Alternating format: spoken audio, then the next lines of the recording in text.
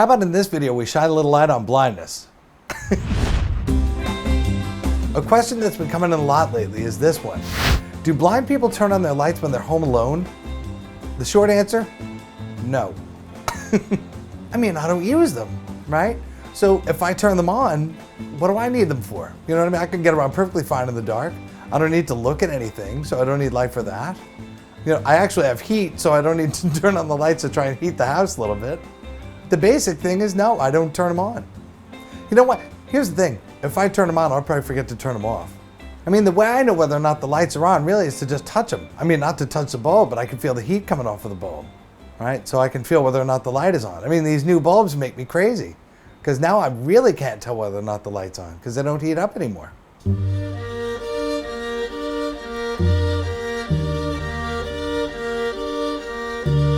When people come over, I'll often forget to turn on the lights. It's not top of mind for me. I'm not thinking, oh boy, sighted people are coming over, I better turn on some lights. I forget. So when I open the door and people come over, they start to think like, geez, what's he doing? Did I come at a bad time? Maybe he's got somebody in here, you know? Maybe you getting ready for bed or something? It's 8 o'clock at night, what are you doing? It's always funny. I like when people have the awkward question, hey, can we, do you mind if we turn on a light in here or something? Sometimes it'll take people a few minutes to get to that point, you know, 5-10 minutes of sitting in the dark, and they might get frustrated after a little while and then ask if we could turn on a light. You know, like it's this big inconvenience for me, you know what I mean? Of course we could turn on the lights, absolutely. And then they leave.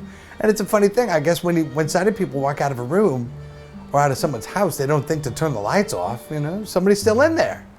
So, you know, a few days will go by and like a cab driver will say, hey, you know your bathroom light's on upstairs? Oh, you're kidding me. I remember I had the porch light on for about a week after Halloween. It's just one of those things that I don't know. I'm not even thinking about it because it's secondary to me. I don't care. Then my electric bill's $470. Then I care. People are also curious about why I would have art on my walls. Well, it's a good question. I mean, but I put it up because people give it to me. They're gifts, you know? Or maybe it's something somebody painted or drew for me. You know, you're nice enough to give it to me, I'll put it up. The truth is, I don't even understand why people would put stuff on their walls. What do you need that for, you know? I don't get it. You want to look at pictures and stuff, you go to a museum or you look them at a book or something, or I don't know. You need that on your wall in your house? Doesn't the landlord go crazy with the holes and everything? You don't get your security deposit back anymore. Well, you put up 6 pictures and there's a bunch of holes in the wall, so that's $2,500, you're out. A lot of people wonder why I have a television. I mean, you can't look at it. Yeah, but that's, you know what, that's for company. That's for when you guys come over and hang out and you want to watch a ball game or something. We put the TV on for you. So I listen to television through the stereo, right? It just sounds better. So therefore, I don't need to turn the actual television part on, right? The screen part isn't even on. So people will come over and TV's on and they'll be like, hey, can we put on the picture? Would you mind? But when I'm home, I don't use the TV part. I don't need to. I just turn on the stereo and listen to television that way. You know, again, what do I need the picture for if I'm alone? I always feel like the cable company should let me get off for half price, but they never do.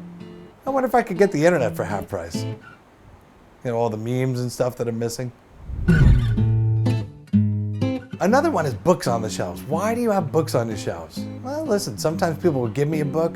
Perhaps, maybe they'll read it to me sometime. I one time bought a copy of the Guinness World Book of Records. It was a big, giant coffee table book. I bought it right at the beginning of the year.